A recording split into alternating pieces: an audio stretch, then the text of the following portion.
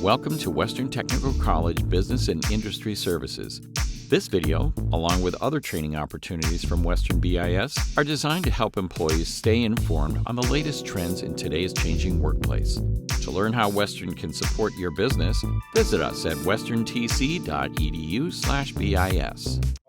Today in the presentation on a really important topic, especially as a lot of us transition to a home-based work environment versus the one that we were used to. We had everything set up at maybe our offices or our workplace, and start transitioning that home office to a safe home office where we can ensure that the workplace ergonomics are setting up for our advantage. And really the presentation today looks at the complete picture. And ergonomics is one small piece of the puzzle when it comes to musculoskeletal issues that we will see. But as Angie mentioned, I'm Ryan Monroe. I am the wellness manager here at Western Technical College. I've been running wellness programs for employees, employers for over 6-7 years now, and really enjoy it. And to see the value of our employees and to see the health of our employees improve is really what's most important, is really what we focus on from an employee wellness standpoint, is ensuring a higher quality of life for our employees. As we get started here, just rolling through our agenda, we're going to start off with a little poll and just kind of see and pull the audience of what we see from a musculoskeletal problem perspective among our audience. Look at a couple of review, some statistics, looking at the effects of musculoskeletal issues, but then also some causes, and we'll end with some questions before we wrap up today and send you on your way. So as we get started, we're going to start with a poll. So if you can take out your cell phone, I'm going to have you text R Monroe 123 to 37607. You can kind of see that number at the top. And answer any of these questions. So which of the following have you experienced the most in the previous 6 months? Is it low back pain, shoulder pain, neck pain, hip pain, or E, none of the above? So all you do is text that number that is allocated with that specific pain that you may be feeling or have felt, and that should be a live response there.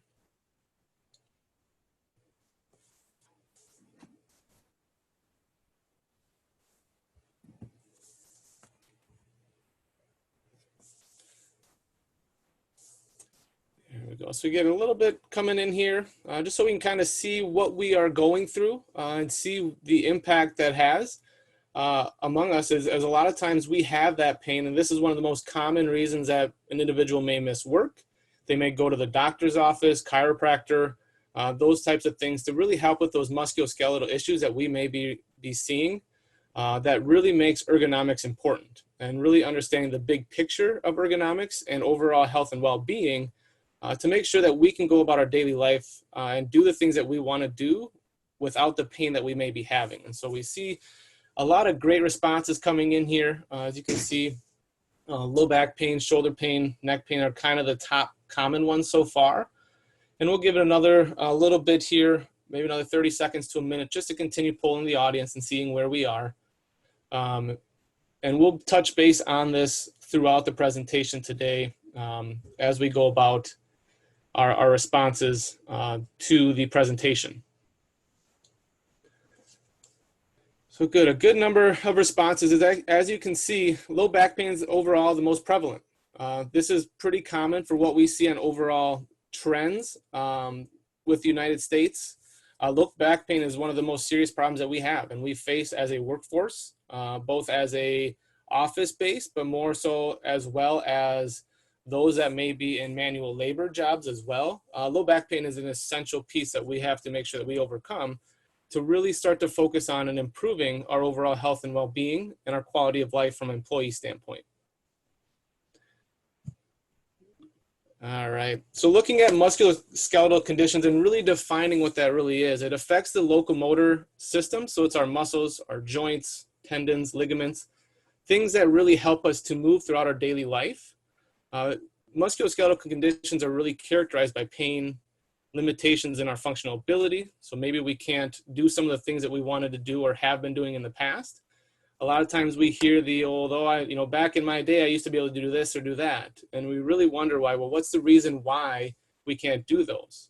And we'll talk a little bit more about that here throughout the presentation. But then also other activities of daily life. The most important pieces of our everyday functioning is being able to do the things that we enjoy doing, which is most important. The work aspect is important as well, definitely, but we'll dive a little bit deeper into the overall impact and what has to look into the fact of what's causing these musculoskeletal conditions.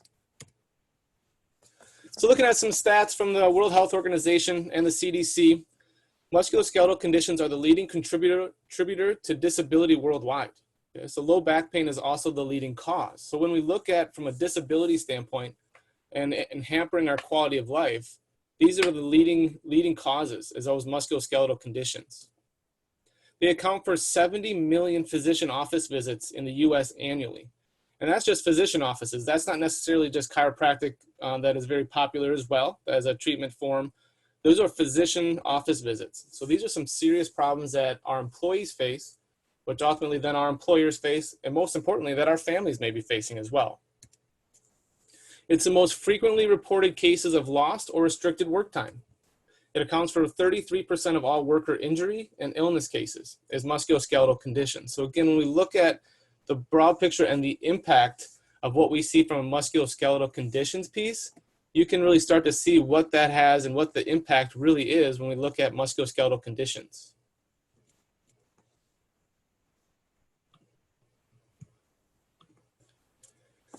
So let's look at some of the effects. So when we look at the effects, this is based on the individual, maybe the employer, things like that that we may be seeing. For one, there's an increased business cost. If the individual has to go to the doctor more frequently, they get the care they may need, that's going to drive up some costs. It also may impact the productivity. If I'm constantly battling back pain, shoulder pain, neck pain, I may not be able to focus on the work that I have at hand. And the next piece of it is absenteeism. If I can't sit in a chair to be able to do my work or to be able to show up to work and do my manual labor job, because of that, that in fact impacts the absenteeism status of our employees as well. So again, there's an increased business cost that we want to make sure to make mention of. But as we get into it, and as I want to focus on all of our employee wellness programs are 100% focused on the individual. The business costs and the business benefits are down the road. We want to focus on the individual first and foremost. And for one of the big things that we want to consider is that and understand that if they have musculoskeletal conditions, that's going to drive up those individual costs as well for the individuals and their families. But there's also a decrease in individual quality of life and well-being. And those are the things that we don't want to be able to have our employees be accustomed to or to be impacted by, is those musculoskeletal issues that we see. So again, the impact and the effects of musculoskeletal conditions really are pretty severe. As we transition, we start to identify what are the causes of musculoskeletal conditions. And I want to kind of give a well-rounded approach. A lot of times when we dive into ergonomics, we solely focus on how do we develop and how do we set up our workspace to help reduce these issues. But really, as I mentioned, the workspace and how we sit is one small piece of the puzzle. We want to kind of see a big global approach and see really the overall impact that all of these have on our musculoskeletal conditions. For one, as Americans, we sit too much. That is part of the problem. If we sit less and we're more active, okay, that's going to help to reduce those issues, to reduce that pain that we may see on our bodies. Second, that's where the ergonomics comes in. We have poor posture when we are sitting. Okay, we're slouched over. We aren't ergonomically set up correctly, which we will dive into a little bit today and give a video that really highlights a lot through it to be able to show you how to set up your workspace, especially when we are at home in a home environment. Third is that we don't have enough exercise. Okay? We as Americans don't exercise enough. And that's one thing that we want to make sure that we're able to overcome, is that the more physically active we are, the less likely we have for developing musculoskeletal conditions over time. And the last one is overweight and obesity. This is a big one that we want to make sure to hamper and to reduce, because as we put on more weight and we're sitting, that weight then rests on our low back, it rests on our spine, and it rests on our hips. Okay, that ultimately then deteriorates our joints and the ability to be able to function in our daily life and causes those musculoskeletal conditions. So as we look here, we're going to look at the sitting disease first and foremost. And this infographic is out of the University of Washington. It really looks at the negative effects of an over sedentary lifestyle. And let's just talk about sitting. And really, one of the things I want you to take with you as you go after this presentation is to really analyze how much time do you spend sitting. And let's look at just an average day. Say we have an office job. And say we have a 30-minute commute to work and from work. That's a sedentary activity. Okay? When we eat breakfast, most likely we're going to be sitting. When we get to work, say we work an 8-hour day, we're likely going to be seated at that time as well. We commute back home, sitting. We get home, what do? Okay, maybe we make dinner. Then once we have our dinner, we're most likely seated at a table. And then after dinner, do we go and sit on the couch or sit on the chair and watch TV? So that's a lot of time that we're spending sitting, which increases our risk for a lot of chronic diseases, organ damage, spine damage, and musculoskeletal issues that we talk about, muscular degeneration, and leg disorders. So things that impact us from a sitting standpoint has really become a big focus area. What they found at the University of Washington that is an average office worker sits more than 15 hours daily. Okay? When you really look at your commute, your work time, the amount of time that you spend watching TV, eating, things like that, we are a very sedentary job. I work an office job. I struggle with this a lot too, of overcoming those obstacles and being cognizant of how do we get up and about without sitting more frequently. Understand that excessive sitting leads to musculoskeletal problems. Okay? The negative effects similar to smoking and obesity. One of the new things that's out from a public health standpoint is that sitting is the new smoking. What they're connecting there is that when we increase the amount of sitting time that we have, we're starting to see some cardiovascular disease that resembles much of which of a smoker. And so really the negative effects of sitting is a fundamental piece of the puzzle when we talk about ergonomics and we talk about musculoskeletal diseases. So a couple tips that I want to have you take with you. Take a break from your sitting every 30 minutes is what's recommended. This could solely be you getting up out of your chair. It could be you doing a couple squats just to stand up, sit down, stand up, sit down. It could be going to the bathroom, getting a drink. A lot of times now when we're in a remote environment and we're working from home, we have the capability maybe to be able to take your meeting on the go. So can we go for a walk while we have these meetings? Can we be able to go and conduct those meetings while we're walking because it's in a virtual environment? We don't necessarily have to be seated around a table. The other thing is going to be to try changing your current desk to a standing desk. And when we're at home, maybe it's a taller dresser. Maybe it's something that you can just do to elevate it so that you're able to stand more frequently, which is all part of the big picture. As we start to look at the ergonomic piece and the workplace setup, we're going to give you, and I'm going to make sure that you have this PowerPoint available to you for attending, just so you can kind of review through some of this. This information is coming from the Mayo Foundation for Medical Education. This picture just kind of highlights and shows what a desk area should look like. It talks about the monitor length, wrists, elbows, and a lot of the main key joints that we want to focus on. From a chair perspective, you want to make sure you have one that supports the curves of your back. You want to adjust your chair so that your feet rest flat, and the armrest so that your shoulders are relaxed. A lot of times if we have neck pain or shoulder pain, it's because of that we're tense up top when we're doing our work.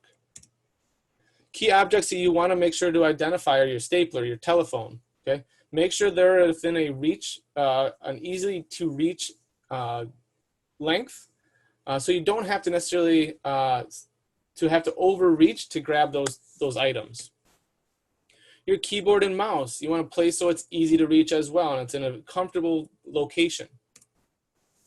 Your telephone, if you're on the phone a lot, especially now when we have meetings and we're in a work from home environment, try using a headset. Okay? Use it as frequently as you can, especially if you are going for a walk. That's a great way to get some physical activity in, be in that meeting, be more aware, get your blood flowing, blood circulating. Think about adding a footrest. If your feet don't touch the ground or you're not being able to sit flat-footed when you have your chair and your workplace set up, you can add a footrest to the picture. And lastly is your monitor. You want to place it directly in front of you, roughly about an arm's length away from you as you're looking at it from a visual standpoint. So we have a video here that we're going to tune to that really walks through this and really sets up what a typical work environment may look like from home. That you can also take this information with you when you go back to the office locations that you can utilize when we are back and up and running.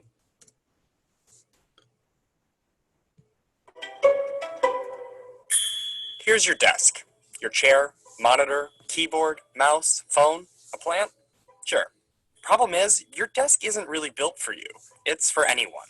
Spending 8 hours a day reaching, slouching, or craning can lead to pain. At least that's what John Sinkay from the Hospital for Special Surgery says. I do say that every day. So he's here to, well, he can tell you. I'm here to show you how to set up your desk ergonomically so you can avoid pain later on in life. Step 1, adjust your chair. The average desk height is 29 to 30 inches tall. For some, this could be too tall or too short. That's where your chair comes in. The first thing you want to do is adjust the height. When you do, make sure your elbows are bent to 90 degrees. So if a person's feet are not touching the floor, this could become an issue. So we're going to give her a footstool. If you don't have access to a footrest, we recommend using a ream of paper. Step 2 is adjust your monitor. The tip is to have the monitor close enough, about arm's length, so you're able to read without having to strain your eyes or to bend forward and adjust your posture. So what you want to do is raise the monitor up till the top of the screen is eye level. If your monitor is not adjustable in height, use your reams of paper. Much better. If you work from 2 monitors, consider how you use them. If you have a primary monitor, you want that directly in front of you. If you use both monitors equally, you want them lined up so you are in the middle of the 2. For a laptop, you want to use a kickstand to raise the screen up to the proper height. Then you can attach an external keyboard and mouse to it. Step number 3 is to mind your mouse and your keyboard. Where your hands end up is where your keyboard should be. Your mouse should end up right next to your keyboard. You want to move from your elbow instead of your shoulder to prevent overuse or strain or pain. The key is not to reach for your tools. Step 4 is to position your phone. You want to put the phone on your non-writing side so you don't have to cradle it to your shoulder. This could eventually lead to neck pain. If you're on the phone a good portion of your day, you want to consider using a headset. That way your hands are free to write down anything or to type on the computer. Step 5, move. After 10-15 minutes, we all begin to slouch in our chairs. So here are some basic exercises you can do while sitting in your chair. The first exercise is a chin tuck. Second exercise is for your upper traps. You're going to do a basic stretch where you bend your head to one side and then gently pull for a little more oomph. The third exercise is called a scapular retraction. You basically are going to squeeze your shoulders back. The fourth exercise is for your lower back. This is what we call a pelvic tilt. The most important thing you want to do is get up out of your chair every hour. Get up and walk. Get something to eat. Get something to drink. Just get up. John, are we done? Yeah, we're good. Great. So you can see there, that's the one key pillar of musculoskeletal conditions, is making sure that we have the correct posture and that we're sitting in a location with a desk office that is going to set us up for success and to reduce musculoskeletal issues that may come about. So a quick, easy to use video there, which is a great demonstration and illustration of what we should do to set up our work environment for the correct posture. Now, the third pillar that we want to talk about is exercise. And we've all heard it out time and time again, the importance of exercise. Exercise is critically important. That's my background. I've really bought into the impact of exercise, and exercise just really helps us with a lot of different things. But exercise doesn't have to necessarily be going and hopping on a treadmill to run X amount of hours. It doesn't have to be running a marathon. It can simply be walking. It can be increasing your activities of daily life, being more mobile, exercising more throughout the day, whether it's 15 minutes at a time, 30 minutes at a time, things like that. But really, exercise does improve our muscle, bone, and joint mobility, but it also improves our strength. Okay? When we use our muscles more, they strengthen. So a couple tips when we look at exercise. Aim for 30 to 60 minutes daily. And when we talk about exercise, this is cardiovascular exercise, something that's going to get your heartbeat pumping faster than it typically is. You can think about, maybe it's a 15-minute walk in the morning. Maybe it's a 15-minute walk at lunch. And maybe you have a 30-minute meeting that you're going to tune into that you're going to go for a 30-minute walk during it. Okay? Maybe you're on a webinar like you are right now, getting some good information, but you can do that while you're walking. Okay, so it's a great way to be able to build in physical activity and exercise into your day. You want to aim for 2 to 3 days of strength training as well. But don't forget to include stretching into your routine. In the previous video, they showed you some very simple stretching exercises and some different exercises that you can do at the desk to help with some of your movement at your joints.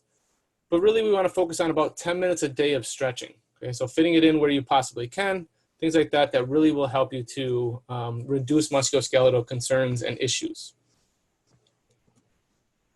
And the last one is going to be stretching. One of the last ones is going to be stretching when we talk about an exercise regimen. Stretching is critically important to lengthen those muscles out. Okay? Muscles and ligaments shorten in time. So as we go about our regular day and we get into our seated positions more frequently, we start to see those muscles and ligaments shorten of specific locations. Okay? When that happens, that's when we cause imbalances in our joint, and that causes that neck pain, that shoulder, low back pain when those imbalances occur. Flexibility decreases when not moving through an entire range of motion. So we want to really focus on specific exercises that we can do, flexibility exercises and things like that. So again, when we have a decline in flexibility, that leads to poor posture. And poor posture leads to aches and pains. Aches and pains then leads to limited and painful movement. Okay, so it's a progression that we go through when we see all these things happen and we have a reduction in our flexibility that lead all the way up to painful movement. So a couple of tips: conduct daily stretching exercises. Again, about 10 minutes a day is what we want to focus on. You want to stretch your muscles that are susceptible to tightening, so your hamstrings, hip flexors, and your low back as well. But you also want to focus on strengthening specific muscle groups that might be underactive or loose, such as your abs or your glutes. Okay? Things like that you want to really focus on from a strengthening standpoint to help move those joints back into a more healthy position. And our last pillar is going to be talking about overweight and obesity. So again, this kind of highlights, this image here highlights the impact that obesity has on low back pain. So again, excess upper body mass causes direct compression of our spine. So our spine compresses down.